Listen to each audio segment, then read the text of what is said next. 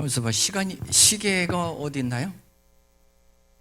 2시 13분. 시간을 제가 못 보면은 뭐 한 2시간, 3시간씩 막. 예.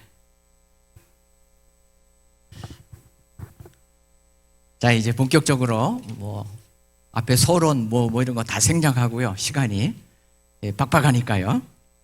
대신에 1시간 이내에 끝내 드리려고 애쓰는 겁니다. 우리 목사님은 한 2시간 정도, 1시간 하고 10분 쉬었다가 또 1시간 하고 그러다 보면 다 잘 거예요. 그렇게 하지 말고 한 번에 끝냅시다. 그래가지고 50분 한 번 딱 할 겁니다. 창세기 1장 1절 다 암송하셨죠? 그럼 뭐 성경 뒤져야 돼요? 자, 태초에 같이 한번 눈 감고 하든지 눈 뜨고 하든지 그냥 안 보고 우리 함께 창세기 66권 성경에 어떻게 보면은 처음이요? 어떻게 보면 전부라고 저는 봅니다. 태초에 하나님이 창조하시니라. 같이 한번 외우겠습니다. 시작. 태초에 하나님이 천지를 창조하시니라. 베르싯 바라 엘로힘 뭐예요? 하나님이에요. 하나님이 바라 영어로는 B-A-R-A 바라라고 그러는데 히브리어예요. 성경에 기록된 그대로 바라. 그것은 여기서부터 우리가 오해하면 안 돼요. 하나님이 천지를 창조하실 때 창조했다는 바라는 그냥 우리가 생각하는 개념과는 전혀 다릅니다. 왜냐면 바라라는 창조는 아무것도 없는 에너지건 뭐건 그야말로 아무것도 없는 하나님만 계신 그곳에 하나님께서 창조하셨다고 그랬어요. 무에서 유를 만들어 내신 것입니다.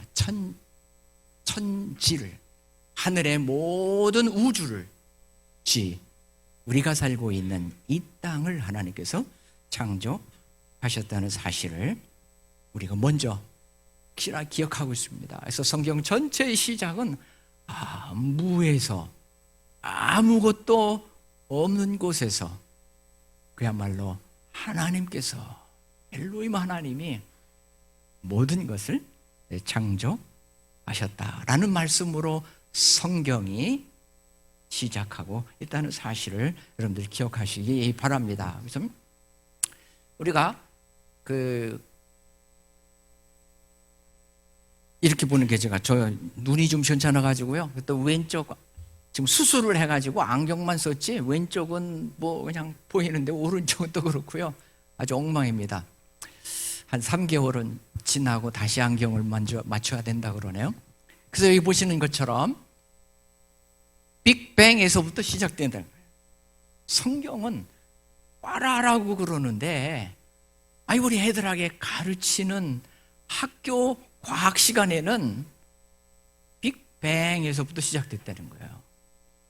그냥 엄청난 에너지. 그럼 그 에너지는 어디서 왔냐? 그것까지는 과학에서 우리가 모른다. 그 관심도 없고. 아무튼 팽창하는 우주를 보면 그게 팽창하고 있으니까 처음에 모아놓으면 하나지 않냐.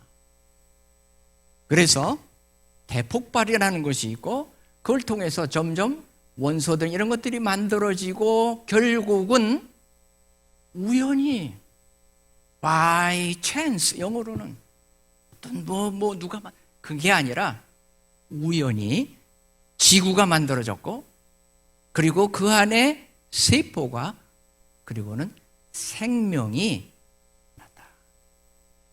그래서 과연 우리가 관심을 가지고 있는 인간은 그 이후 40억 년이라는 역사와 그 시간을 가지고 결국은 인간이 태어났다는 거예요. 즉 진화로 설명하는 사람들이 주장하는 이런 이론입니다. 그러나 과학이 발달하고 천체학이 발달하고 그러면서 결국은 글쎄 빅뱅 가지고 그럼 처음부터 대폭발에는 엄청난 에너지와 힘으로 그냥 엄청난 속도로 폭발이, 그렇지만 나중에 떨어지고 뭐 수류탄 하나가 터지더라도 처음에는 강한 힘으로 사람을 죽일 정도의 엄청난 에너지를 가지고 폭발하지만 나중엔 그냥 먼지처럼 별로 에너지 없이 그냥 땅에 떨어져 버린 거 아니에요. 우주가 그렇게 된 게 아니다. 그럼 이 우주가, 지금 우리가 살고 있는 이 우주가 그럼 결국은 그냥 술술 팽창하다가 이제 폭발 에너지가 사라지면 그냥 흩어지고 없어지는 거냐? 그렇겠지. 뭐 이런 식인 거예요. 무책임한 그런 이론에 우리 자녀들이 그렇게 가르치는 거예요. 이게 초등학교에 들어가면은 과학책 4년에 처음으로 이런 이론들이 나옵니다. 그랬더니 어느 큰 교회였어요. 그래서 오후에 이제 아이들과 전체를 그냥 수백 명이 모였는데 이렇게 얘기했더니 학부형이 답답한지 이렇게 학교와 애들을 모르니까 손을 들어요. 중간에 여러분들도 관심 있으면 질문 있으면 중간중간에 손 들어요. 학교에서 하듯이 제가 얼마든지 받아드릴 테니까요. 그 모친이 하나 일어나더니 목사님, 요즘에요 4학년이 아니라 유치원부터 진화론 가르쳐요. 아, 그래요? 그렇대요. 그래야 유치원이 부모님들한테 환영을 받는데요. 와, 이제 미리 학교 가가지고 배우는 것보다 미리 유치원부터 일찍 그렇게 가르치는 거를 우리 부모님들이 좋아하는 모양이에요. 그래서 제가 그랬어요. 아, 그래요? 저는 손주도 없고 또 제 주위에 그런 애가 없어가지고 제가 몰랐는데, 아이고 죄송합니다. 그럼 유치원 가서도 제가 이 세미나 해야 되겠네요. 그러고 그냥 넘어가고 말았는데 나중에 우리 딸에게 물어보니까 실제 그렇답니다. 지금 특별히 큰 교회일수록 더 많은 사람들이 있고 아이들도 많으니까. 근데 과연 그 진화 가지고 우주의 그 팽창하고 그 중력의 모든 이런 것들을 과연 설명이 가능하겠냐고요. 첫째 보면은 바로 우주는 정말 우리가 상상할 수 없는 미세하게 조정이 되어 있다는 사실이에요. 여기 있는 것처럼 이 공식이 복잡한 것을 expansion rate라고 해요. 중요한 게 이제 개수가 제일 중요하잖아요. 이 지수가 람다라고 3분의 람다인데 요 람다에 의해서 팽창이 일정하게 일어나고 있다는 얘기예요. 점점 팽창하고 있다는 얘기예요. 그냥 멋대로 팽창하는 게 아니라 확 폭발해가지고 빨랐다 느렸다가 아니라 이 람다 계수가, 이 팽창 계수가 여기 있는 것처럼 10의 120승분의 1 정도의 아주 정교한 상수라는 얘기예요. 그러니까 어떤 무학이 있으면은 이게 10% 정도 정확하면 0.1이잖아요. 10%는 100%면 0.01이고요. 이거는 확률이 1%밖에 안 돼. 그러면은 0.01 10의 2승인 거죠. 근데 우주는 팽창하는 그 람다 계수는 10의 120승분의 1 확률로 치면요, 이 계수는 오류가 0.000000 120개를 120개 치고 1 정도의 오차가 있으면 있을까? 그러니까 99.9999999 120번을 9999 그렇게 정확한 변하지 않는 그런 팽창 계수가 있다는 얘기예요. 그러니까 결국은 우주의 팽창은 변하지 않는 우리가 상상할 수 없는 그러한 예수를 가지고 있다는 것입니다. 뿐만 아니라 뭐 태양계보로도 해하고 그다음에 지구하고 뭐 수성하고 이런 것들 간에 서로 중력이 있어가지고 잘못하면은 중력에 의해서 끌려가면은 서로 충돌해서 파괴돼 버릴 거 아니에요. 폭발해 버릴 거 아니에요. 지구도 결국은 옆에 있는 수성이나 이런 것들하고 그게 중력이 있는 만큼 결국은 태양 주위를 돌면서 결국은 충돌하지 않는 에너지를 만들어내잖아요. 그래서 이 중력 계수가 굉장히 중요한 거예요.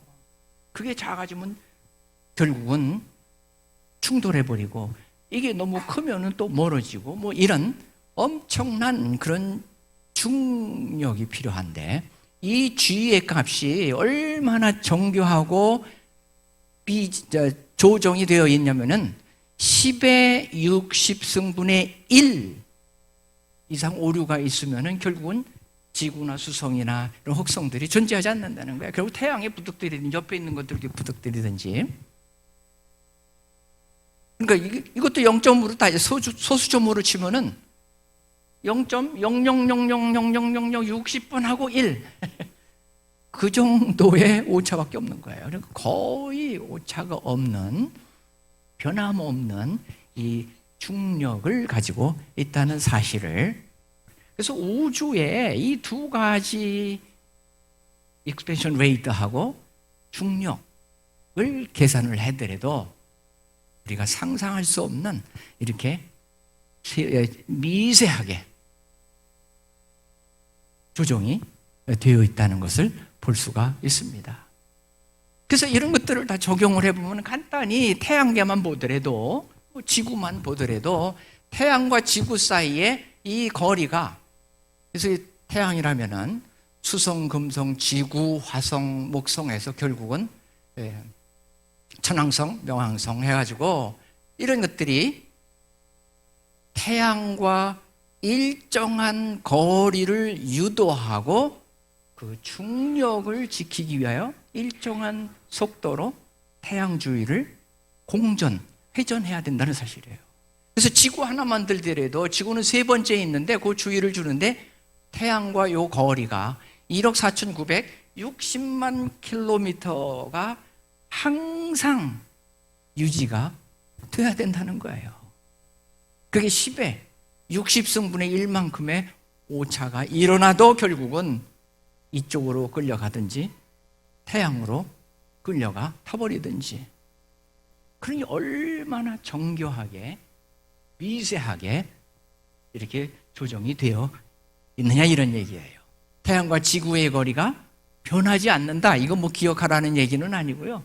이렇게 먼 거리에 있지만 그 주위를 돌고 있는 지구는 조금 더 변하지 아니하고 그렇게 태양을 돌고 있다. 두 번째로 지구의 크기는 생명체가 세 번째 일정한 궤도를 돌 뿐만 아니라 그 안에 생명체가 살아가기 위해서는 지금보다 조금 커도 안 되고 작아도 생물이 생존할 수 없다는 거예요. 그래서 그 크기도 거리뿐만 아니라 크기도 지금 우리가 살고 있는 지구의 크기도 생명체가 살아가기에는 과학적으로 생물학적으로 가장 좋은 최적한 조건을 가지고 있다. 그런 얘기예요. 그 다음에 세 번째, 지구는 또한 공전을 태양 주위를 돌 뿐만 아니라 공전만 하는 게 아니라 자체 공전하면서 자전을 해요. 돌아가요. 그게 뭐 하루에 한 바퀴 돌아가는 거죠. 뭐 그래서 밤과 낮이 생기는 거고요. 그래서 자전 속도를 보면은 그래도 지구 덩어리가 있으니까 시속으로 치면 그래도 1689km로 속도로 지구가 회전하고 있어요. 그래야 24시간에 한 바퀴를 돌 수 있는 거예요.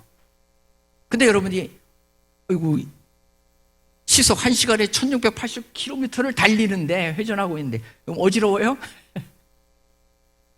어지러우면 지구에서 어떻게 살아요? 그래서 이 중력이 똑같이 작용을 하기 때문에 전혀 우리는 몰라요.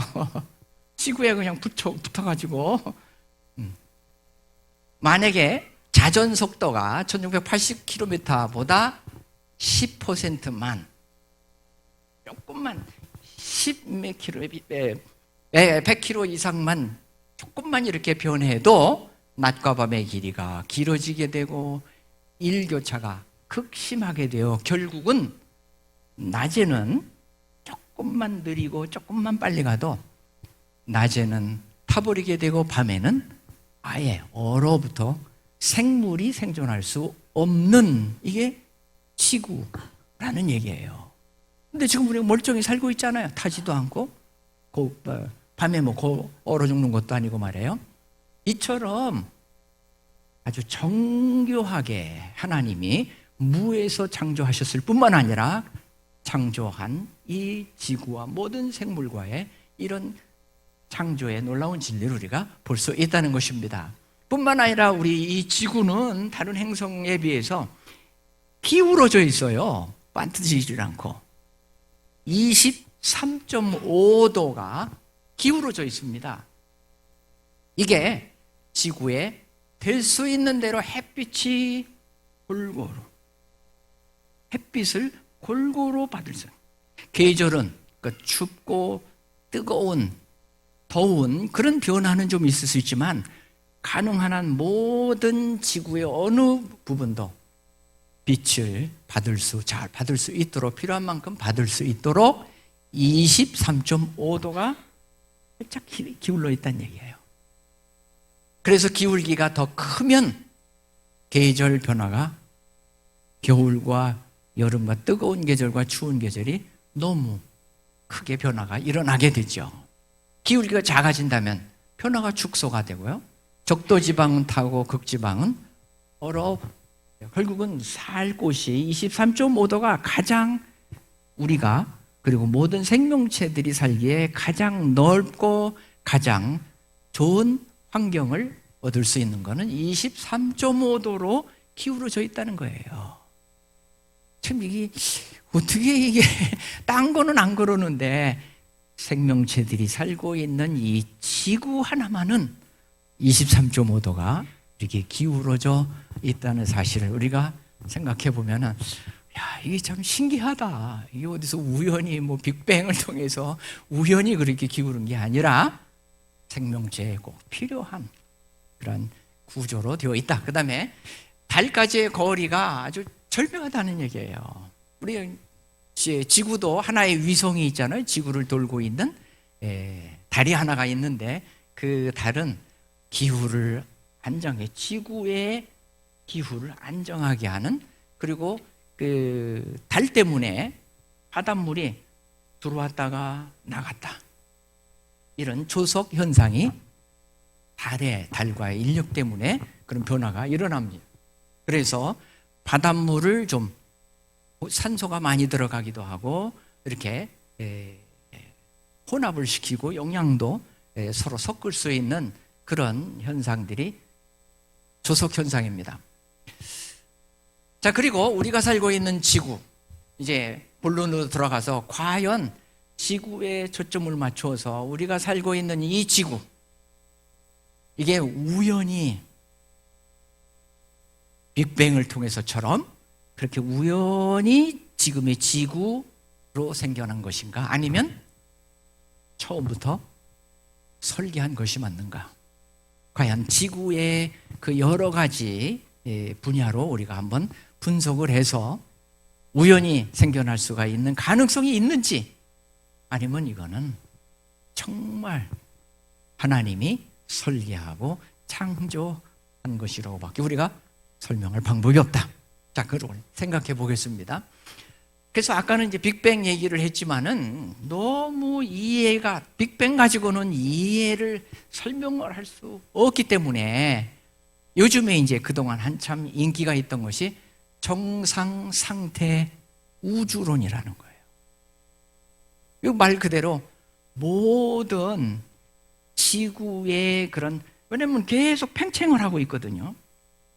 계속 우주가 팽창하고 있기 때문에 가만히 있는 게 아닌데, 어떻게 지금 우리가 살고 있는 이런 모든 생명체의 적절한 그런 상태가 이제 앞으로 100년, 1000년, 뭐 100만 년이 지나더라도 지금처럼 생물이 살 수 있는 정상적인 일정한 유니금, 밤낮이 똑같다든지 뭐 이런 모든 지금의 그 상태가 정상적으로 항상 유지가 된다.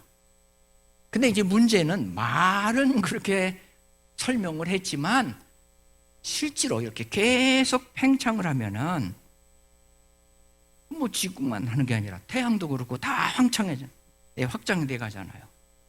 그러면 점점 우리가 태양하고도 멀어지고 모든 것들이 다 점점점 멀어지잖아요. 그러면 그 엄청난 공간들이 중간에 많이 만들어지는데, 거기에 어떻게 또 뭐가 만들어져서 뭔가 지금과 똑같은 그러한 환경을 유지할 수 있겠느냐 말이에요. 그럼 방법이 뭐 말로는 소설처럼, 이 이론 자체는 뭐 그럴듯한 것 같지만, 그래서 모르니까 이제 모르겠다. 아무튼 우주는 다양한 우주가 있다. 그러니까 뭐 지금 우리 이 우주가 망하면은 다른 또 생물이 있는 우주, 뭐 우리가 그리 이사 가도 되고, 그래서 우주 지금 뭐 탐사도 많이 하고 있잖아요. 많은 우주론이 있으니, 우주가 있으니 뭐 걱정 말고 더욱더 천문학이 발달하면 우리가 이해하겠지 이러면서 핑계를 내는 거예요. 상대성 우주론, 플라즈마 우주론, 이런 여러 가지 다양한 빅뱅보다 이런 쪽으로 많이 새로운 이론들이 나오고 있습니다. 자, 그러면 성경에서 히브리서 1장 2, 3절에 자, 이제 본격적으로 성경이 이 창조에 대해서 뭐라고 여러 가지로 말씀하고 계시는데, 뭘 우리에게 말씀하고 있는지, 자, 같이 한번 읽어보겠습니다. 히브리서 1장 2절에서 3절입니다. 이거 그대로 읽으시면 돼요. 여기 있는 것만. 자, 시작. 또 그로 말미암아 모든 세계를 지으셨느니라. 이는 하나님의 영광의 광채시요 그 본체의 형상이시라. 그의 능력의 말씀으로 만물을 붙드시며. 자, 팽창하고 막 이게 걱정이잖아요. 계속 팽창하고 우주가 뭐 중력이 변한다면은 뭐 떨어지느니 뭐 이런. 성경을 말하면은 모든 세계를 하나님이 창조하셨다. 하나님이 만드셨다. 그래서 그의 능력의 말씀으로, 창세기 1장 1절에서도 뭐 하나님이 말씀으로 창조하셨다고. 말씀으로, 그 능력으로 만물을 어떤 상황 속에서도 붙드시는 그 하나님이 바로 우리가 믿고 있는 창조자다, 이런 얘기예요. 자, 하나님이시다. 여기 보면은 이제 13세기에 뭐 그야말로 창조론뿐만 아니라 신학이나 뭐 이런 부분에서도 제일 그래도 그 당시에 성자로 알려지기도 했는데, 토마스 아퀴나스, 13세기 인물이에요. 그가 한 1000권의 책을 썼습니다. 신학과 모든 것들이 어마어마한 그런 책을 그가 쓰고 나서 마지막으로 그가 남긴 마지막 말이 뭐냐면은 My writing seemed like straw. 참 기가 막힌 저 같은 거 영어도 그런 공부를 하고 연구를 하고 평생 마치고 나서 이럴 것 같으면 얼마나 참 황당하겠어요.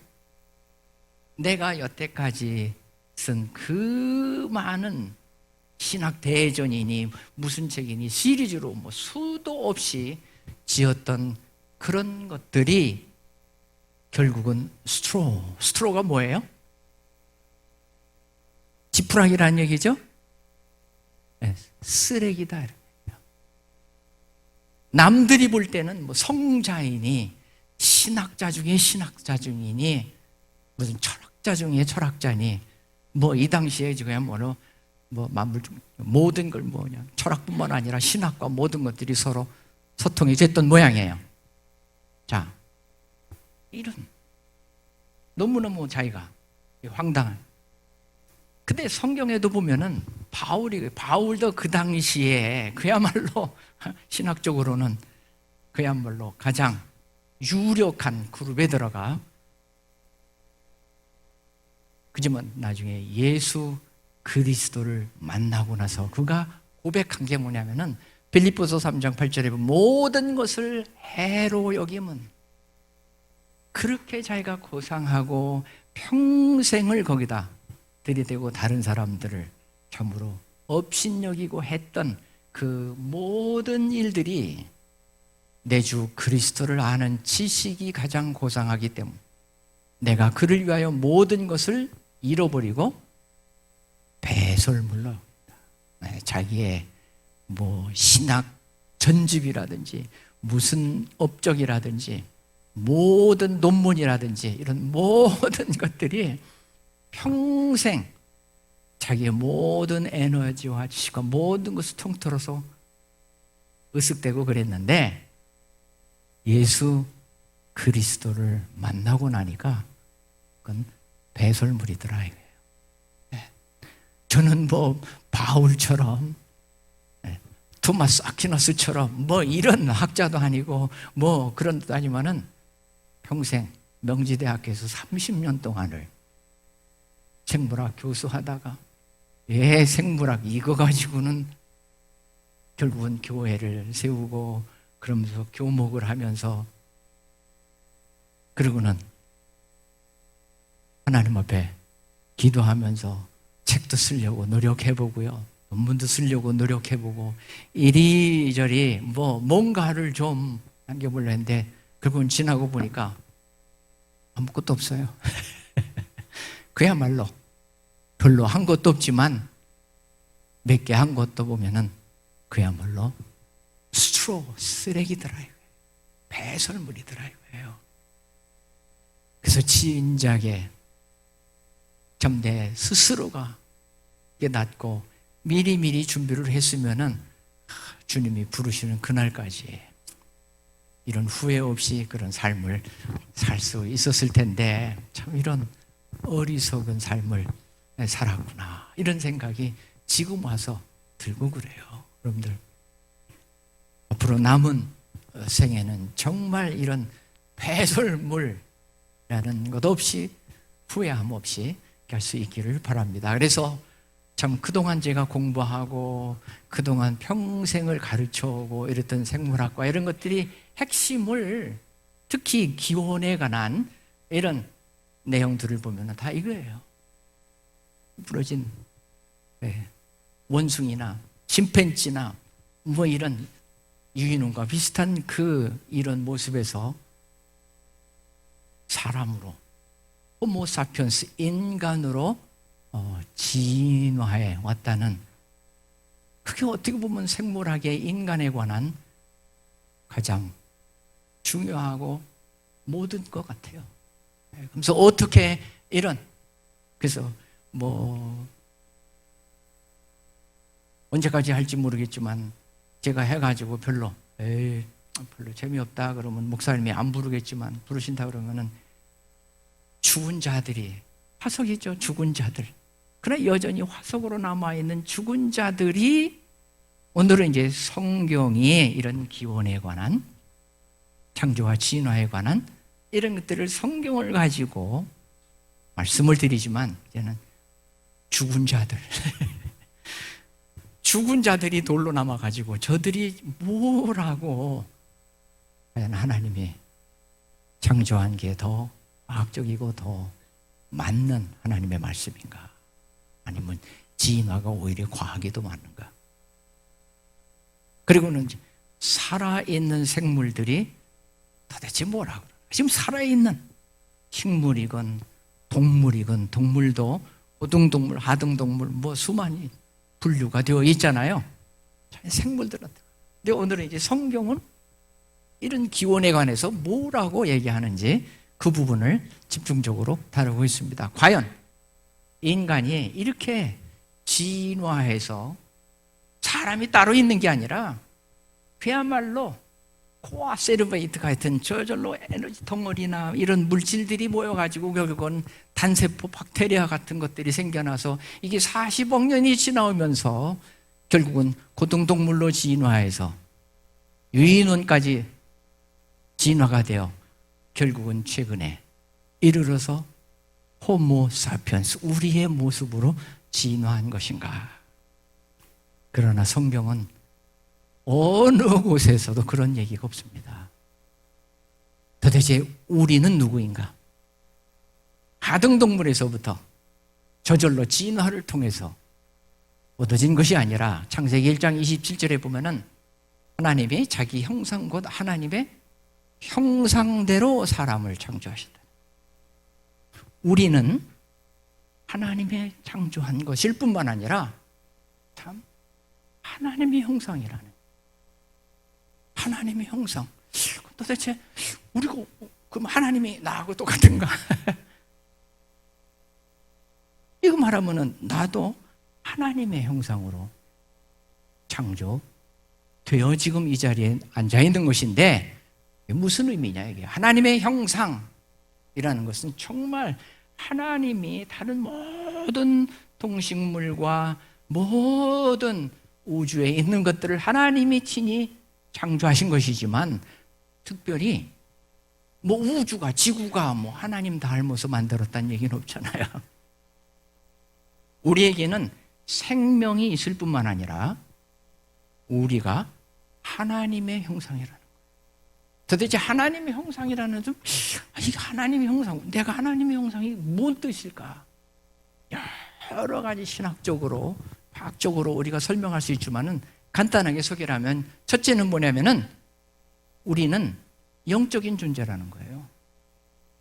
뭐 강아지, 요즘에 뭐 좀, 저는 이제 무학재 역에서 이제 주로 도서관에 양쪽 다니면서 뭐 공부도 하고, 뭐 요즘 이제 정년했으니까 70이 넘어가지고 뭐 학교 가야 뭐 별로 반기지 않고, 그래서 도서관에 가서 주로 이제 책을 좀 앞으로 어떻게 또 유튜브를 하나 뭘 하나 아무튼 고민하고 있어요. 뭐 정년한 지 얼마 안 됐으니까. 그래가지고 도서관에 가서 하는데, 정말 인간이 영적인 존재라는 게 도대체 뭘까?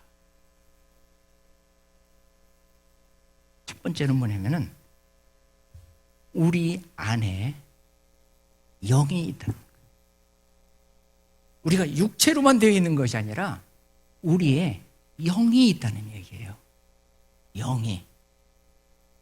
그래서 하나님의 형상대로, 하나님은 영이시잖아요. 그러니까 우리 안에도 우리의 영이 있는 거예요. 우리가 육체가 있을 뿐만 아니라 우리 안에 나의 영이 있다는 거예요. 이게 하나님이 우리를 다른 어떤 동물에서도 볼 수 없는, 식물에서도 볼 수 없는 우리 인간에게만, 나에게서만 볼 수 있는 것이 영적인, 즉 하나님과 같은 영적인 존재다. 뿐만 아니라 우리는 하나님이 그야말로 무에서 유를 창조하셨잖아요. 없는 것에서 만들어내요. 우리 인간이 그런 능력을 하나님이 주셨다는 거예요. 참 기가 막힌 거잖아요. 쉽게 말해서, 뭐 과학적으로만 말해도 이런 리모컨 하나도 이거 개가 이런 거 만드는 거 보셨어요? 아무리 돌보고 아무리 뭐 가르치고 뭐 별짓 다 해도 동물들은 이런 거 뭐 이런 거 못해요. 창조를 못한다. 근데 우리는 이런 것들을 창조해냈을 때, 아까 찬양을 하고 악기도 만들어내가지고 악기를 불면서 그 음악을 제가 그렇게 표현해서 주면은, 이 콩나물이 이게 그냥 하면은 그게 무슨 재미가 있겠어요. 근데 거기에 그야말로 기가 막힌 음이, 그리고 그거를 악기로도 할 수 있는 이런 창조를 할 수 있는 것은 이 땅에서 인간밖에 없다는 것이에요. 이게 우리 안에 하나님을 사모하고 그런 우리 안에 육신뿐만 아니라 영으로 되어 있을 뿐만 아니라 그래서 영이신 하나님과 교제도 할 수 있고 그렇잖아요. 하나님이 어디 있길래 하나님한테 우리가 대화하겠어요? 내 안에 영이 있기 때문에 영이신 하나님과 물론 말씀을 보고 오늘 하나님이 주신 말씀이니까 그 말씀을 우리가 서로 나누면서 또 할 수 있는 그러면서 이런 창조의 능력이 다른 어느 곳에서도 볼 수 없는 그런 인간에게 하나님이 주신 여러분들이 한번 상상을 해보세요. 온갖 정말 내 안에 우리 인간에는 하나님께서 이런 창조의 능력이 하나님 나에게 어떤 창조의 능력을 주셨을까? 요즘 우리 집사람이 우리 성침 대학원 대학교 이제 교수로 정년하고 할 일 없잖아요. 그러니까 집에서 맨날 저는 이제 남자니까 이제 밖에 나와서 집에 있어봤자 맨날 혼만 나고 아니 집에 앉아가지고 괜히 그렇잖아요. 별로 도움되는 일이 없이 제가 그냥 막 흐트러 놓기만 하니까 그래서 저는 무조건 밥 먹고 나오면은 도서관으로 가요. 네, 도서관으로. 네. 근데 이 사람은 그래서 부러워요. 집에 앉아 있으면서 그림판 하나 갖다 놓으면요. 요즘은 다 크기도 다양하고 만들어 놓은 것들을 다 팔아요. 돈은 안 주지만은 우리 집사람이 어디다 모아놓은 게 있겠죠. 교수 됐으니까. 아무튼 그러면서 요즘에 그 수채화를 한 거예요. 수채화는 따라갈 수가 없는 모양이에요. 그대로 그리는 게. 그러다 보니까 자기 멋대로. 그걸 뭐라 그래요? 추상화. 추상화. 그 내가 보면 알 수가 없어요. 이건 뭐야? 근데 발바닥으로다가 묻혀가지고 찍은 것 같기도 하고, 손바닥 갖다 찍은 것 같기도 하고, 붓도 아니에요. 이게 칼같이 생긴 거에다 거기다 그냥 치약처럼 생긴 해가지고 발라가지고 쭉. 근데 어떤 때는 진짜 자다가 새벽에 일찍 일어나가지고 컴컴할 때 가서 턱 보면은 낮에는 안 보이는데 그 속에 사나운 사자가 어떻게 웅크리고 있는 것처럼 보일 때가 있어요. 근데 또 불 들어오고 그러면 아무것도 아닌데 신기하더라고. 이 조명에 따라서 모양도 달라져. 그래서 내가 얘기하면은 그래? 우리 집사람은 모르나 봐. 일부러 그렇게 그린 게 아니에요. 초상화로 그린 건데 그 속에 나름대로 야 진작 미술이나 전공했으면은 출세했을 텐데 그랬을지 모르지 당신 만나지도 않았을 거지 신학을 하다가 나 만난 거지. 아무튼 요즘에는 부러워요. 야 인간의 속에 전혀 그림이라는 걸 몰랐던 아내가 그렇게 하는 거 보면은 하나님이 우리에게 주신 그 능력이라는 거는 끝이 없는 거구나. 근데 나는 그림은 못하겠어요. 아무튼 여러분들도 특히 또 좀 연배가 있으신 분들은 허송세월 하지 마세요. 뭔가 하나님이 지금까지 나를 살게끔 생명을 주신 한 뭔가 내가 부르는 그날까지. 그래서 저는 70이니까 이제 못해도 길게 이렇게 저기 하고 싶진 않습니다. 하나님 남은 내가 마음대로 다니고 할 수 있는 딱 10년만 하나님께서 뭔가 지금까지 못한 것들을 이룰 수 있는 새로운 것들을 하나님 주십시오. 제 멋대로 안 하고 싶지 않습니다. 그렇게 기도하고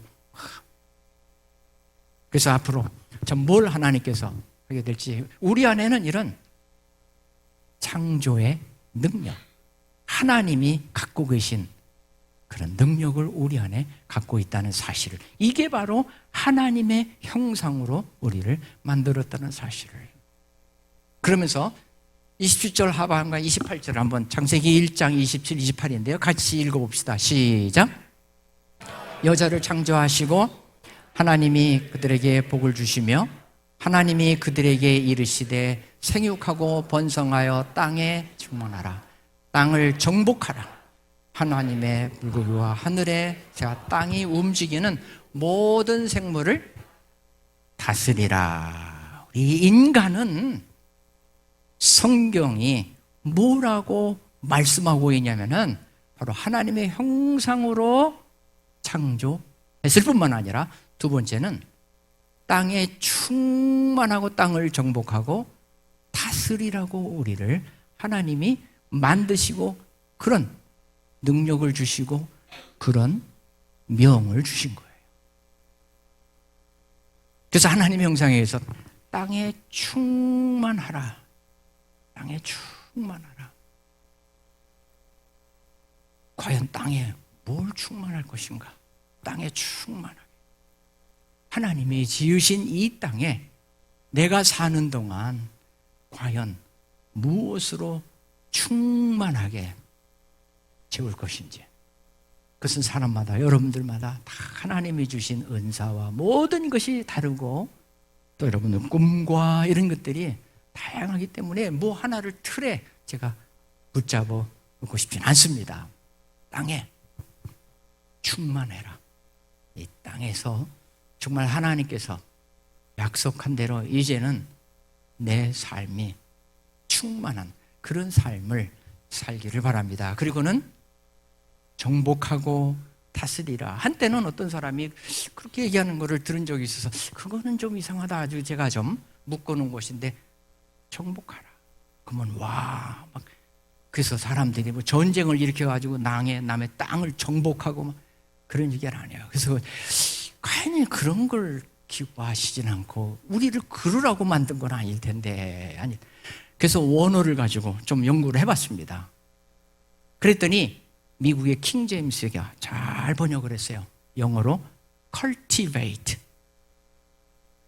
땅을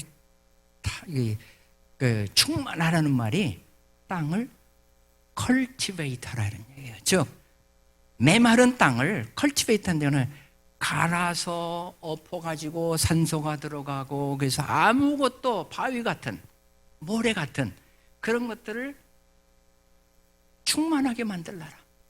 뭐가 충만해요? 생명이 충만해요. 그래서 저는 뭐 농사해 본 적이 없습니다. 근데 제가 이제 서대문구에 소속이 되어 있으니까 홍제동입니다. 주소로는 홍제 2동. 거기 참 좋은 일 하더라고요. 저 혼자 하는 게 아니라 저쪽에 이제 양주라는 곳으로 뭐 여기서 저희 통일로에서는 독립문에서는 한 40분이면 가요. 북쪽으로 쭉 올라가면 양주가 있는데 양주시가 있는데 거기에 1000평을 서대문구에 살고 있는 사람들만 밭을 무료로 분양을 해줬어요.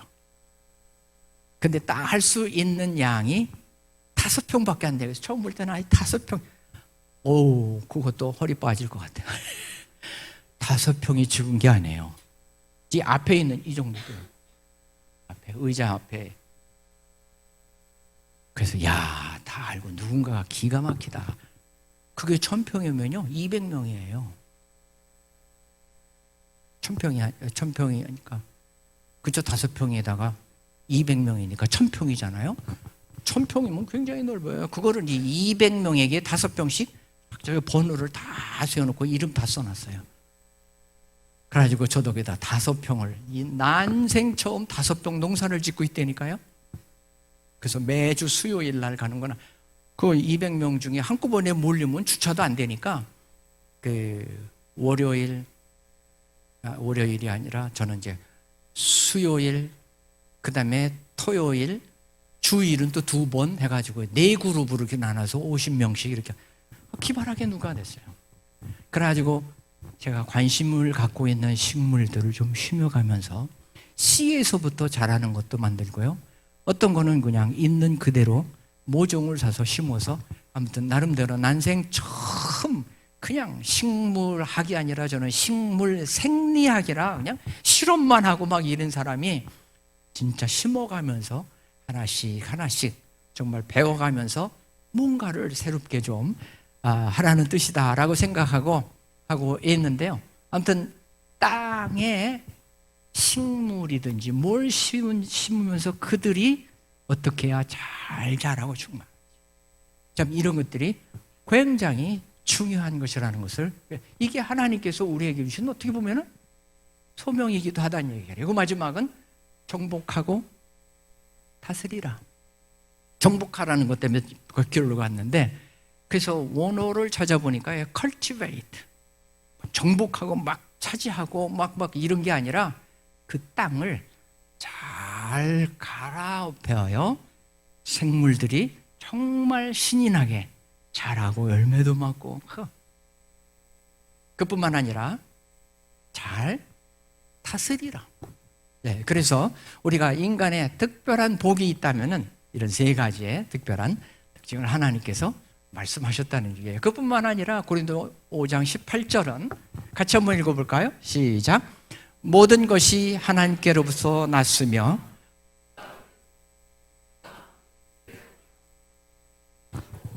또 우리에게 화목하게 하는 직분을 주셨다.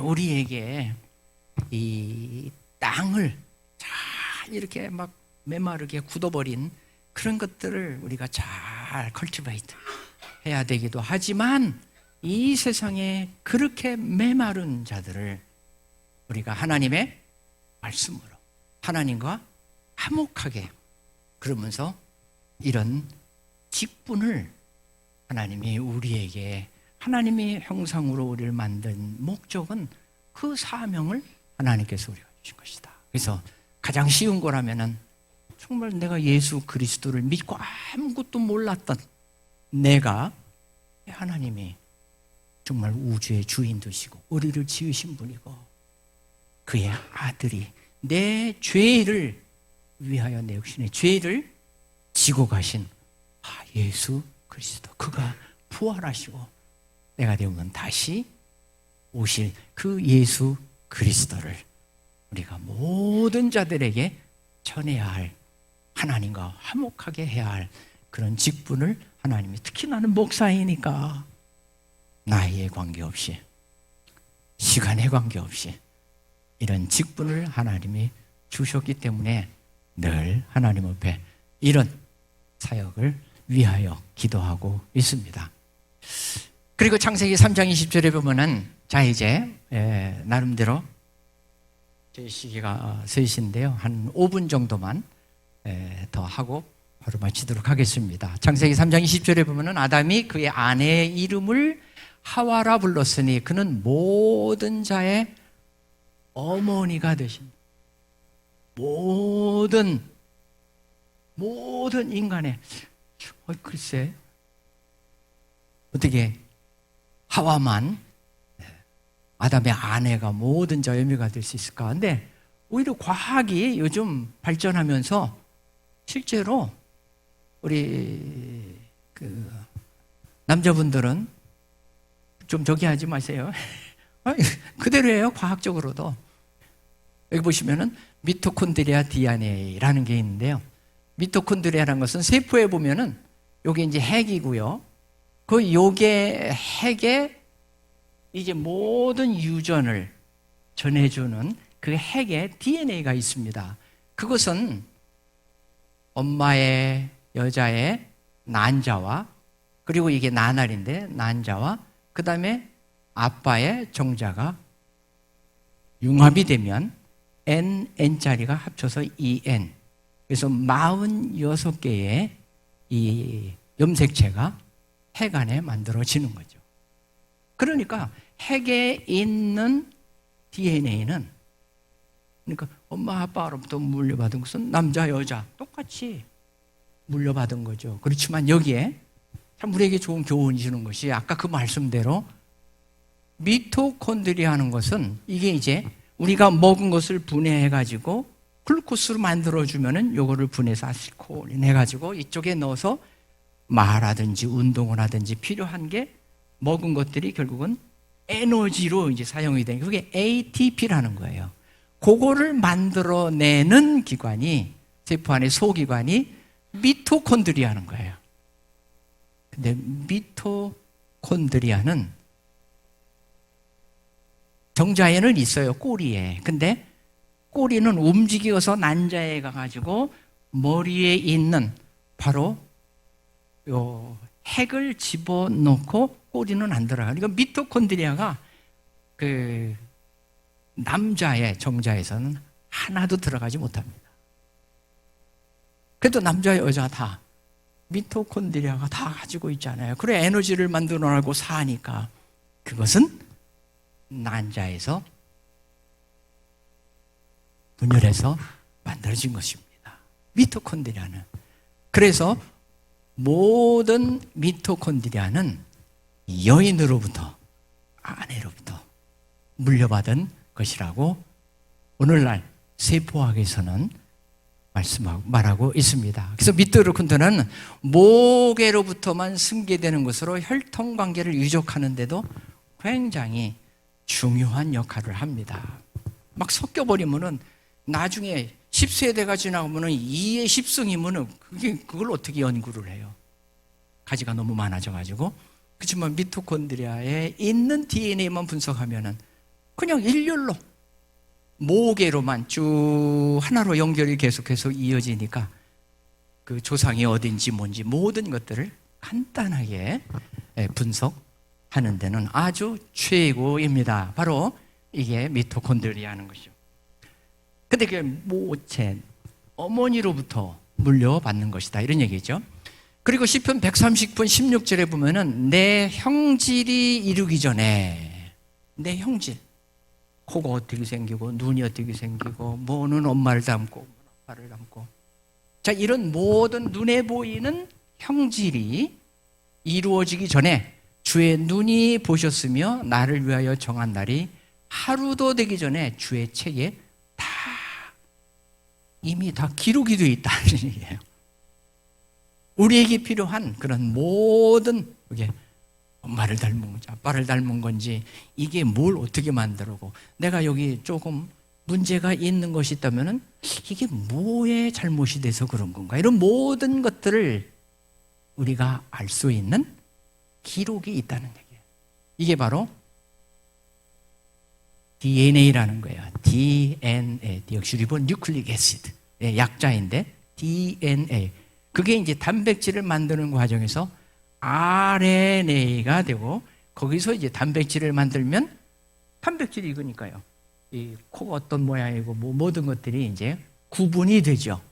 자, 이런 그 DNA 인간의 이 46개, 23쌍의 DNA 전체 이 정보를 가지고 있는 염기 순서를 1번부터 60번, 61번부터 120 쭉 해가지고 이 46쌍의 DNA의 이 정보를 쉽게 말하면은 화학 물질의 그 저기를 순서를 다 밝혀냈다는 얘기예요. 그 얼마나 오래 걸린지 90년에서 2003년까지 한 13, 14년 정도 걸렸어요.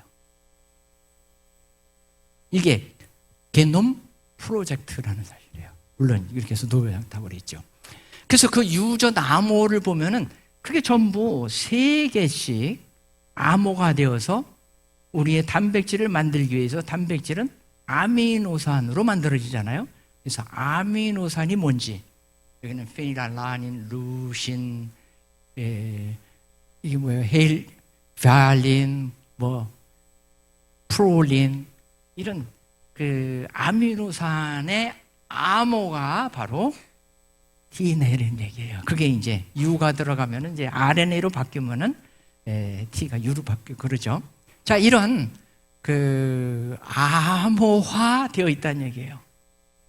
그러니까 아까 성경에 있는 것처럼 다 모든 우리의 형질이 기록이 되어 있다는 얘기예요. 마치 가나다로 기록하듯이 이런 ACD 4개의 염기로 글자를 쓰는 거예요. 우리의 필요한 모든 아미노산 단백질이 필요한 그 정보를 이렇게 만들어 내는 것이 바로 우리가 유전도 하고 모든 이런 그 단백질을 만들어내는, 그래서 이거를 그 노벨상을 받은 프랜시스 콜린스라는 사람은 신의 언어가 바로 창조만이 이해하는 언어로 쓴 인간의 유전자가 이 생명체에 해독이 되어 있다. 그래서 이 제휴부는 이제 어떤 아미노순소는 어떤 단백질로 변화가 되고 만들어지고 뭐 이런 모든 해석하는 그런 책을 만들면서 이게 신의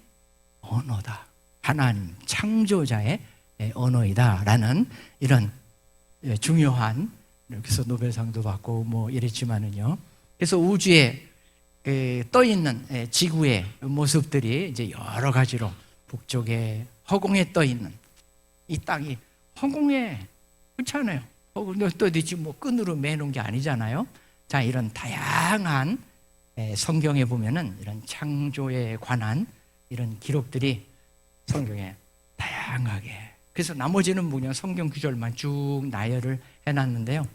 이 PPT를 교회에다가 이렇게 넘겨 드릴 테니까 그럼 성경 구절만 과연 그 성경에서 과연 과학적인 어떤 한 3,000년, 4,000년 전에 아무런 그런 과학에 대해서는 모르는 그 시대에 쓰인 욥기라든지 모든 성경의 구약에 있는 그런 기록들이 오늘날 현대 과학이 이게 무슨 의미인지를 다 해석하고 있는 그런 내용들을 나머지 좀 정리를 해놨으니까요. 그거는 그냥 참고하시면 되겠습니다. 예, 늦은 시간까지 수고 많으셨습니다. 감사합니다. 네.